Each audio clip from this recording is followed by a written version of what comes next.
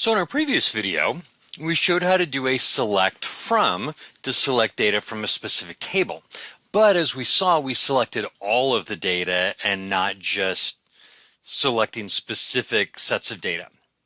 So if we want to filter out the data that we receive, we're going to use the where clause, and it works like this. So here's the one we did before. Select country code, name, and district from city. Let's say I only want to find cities in Afghanistan. Well, the country code for Afghanistan is AFG, so it would be where, and again, notice I'm doing this on a new line just for readability, where country code equals, and then I'm going to put AFG in quotes or single quotes to identify it as a text. And then I'm going to end as a text value. And then I'm going to end that with a semicolon. So when I do a search, now it returns to me just things from Afghanistan. So let's say I wanted to find cities that were in our database in the USA. I would change that to where country code equals USA. And select that. Now it's going to give me USA cities. The United Kingdom is GBR for Great Britain. So I'm going to put GBR. And that'll give me everything in GBR. Now, let's say I wanted to add another criteria. So I want to do a compound criteria. So for example, I'm here in the GBR and you'll see I have things in England, Scotland, Wales, North Ireland. Let's say I want to see only cities that were in, let's do Wales. So for that, for a compound criteria, I have a handful of different things I can use. So let's do and district equals, and let's look at everything in Wales. Okay, so now I'm going to look at both criteria. The indentation here is just to make it easier for me to read, kind of like putting these on separate lines. I could put them up on the same line, but I'm going to separate them out this way just to make them a little easier to read. And so I execute, and now it shows me just things that are in Wales. Now, if I wanted them on the same line, I could easily do it just like this, where country code equals GBR and district equals Wales, and that will work. What a lot of people do if they're putting them on the same line is they will put them in parentheses.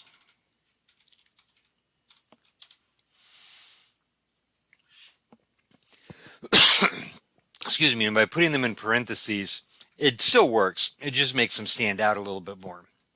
So that's how we can do multiple criteria using and. Now let's go back to this where country code equals GBR for Great Britain.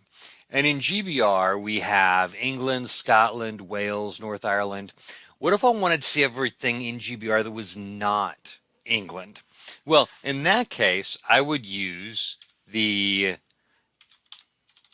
and not district equals England. And then execute it. And that's going to pull me everything where the district, it's everything that's the GBR country code and not district equals England. So anything other than England.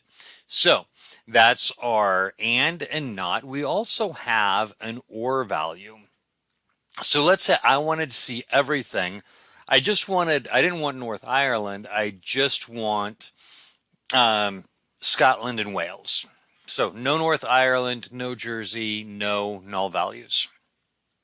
So I could do and district equals Wales or district equals Scotland. And let's execute that. And so that will return me just Wales and Scotland. Now, you might look at this and say, okay, but I don't really need the country code here because I have Wales and Scotland are districts in GBR, so that doesn't really matter. So I could just leave out that country code entirely. You could. So let's go ahead and test the and with something else. Let's say we want to do and country, well, this would be an or country code equals USA. So this should return all of my cities where my country code is Great Britain or my country code equals the USA. So I'm going to execute that, and here we'll see country code Great Britain. We scroll down, country code USA. Okay, so we have our and, or, not. Now, we can also do this with numeric data. So let's actually switch tables for this. So I'm going to create a new SQL, using my new SQL file here. And let's start, going back to our ER diagram, let's take a look at the country table. Let's just take a quick look and see what it has. So I'm going to do select asterisk from country. And this is just going to give us a quick look at the data that we have, and then we'll start looking at ways that we can do numeric values. So we have a surface area, we have a population, we have a life expectancy. That sounds interesting. Let's look at every country that has a life expectancy of greater than 80. So here's how we would do this. We do select, and we want the values. Or we're going to list the values that we want. So I want the name of the country. I want the, let's look at the region. That would be fun. And I'm going to need, let's do look at the GNP, and we'll just see if there's a correlation there. And so we'll look at those three things. Let's go include the life expectancy, just so that we can see the value that the filter is working correctly. So life expectancy from country where life expectancy is greater than 80.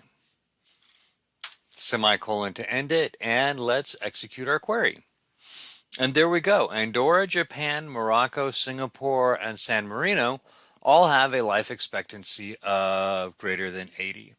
And we'll notice some of these countries are richer, some of them are poorer. Of course, some of them are a lot smaller than other ones too. But you'll see how we've used our life expectancies greater than 80 to pull that information. Let's do this. Let's take a look at the opposite end of the spectrum. Let's look at a life expectancy that is less than, let's do less than 50. So we'll execute the query, and we actually have a bunch of countries that have a life expectancy that are less than 0. I notice a lot of these are in Africa. So there we go. We've been able to use our select queries with our criteria to begin to pull out information out of our database that might be really, really useful to work with. So there's one more thing that I want to show you here, and that is for the compound conditions we've used and or not. We've done greater than, less than, equal to. Just in case you're curious, this is your not equal sign.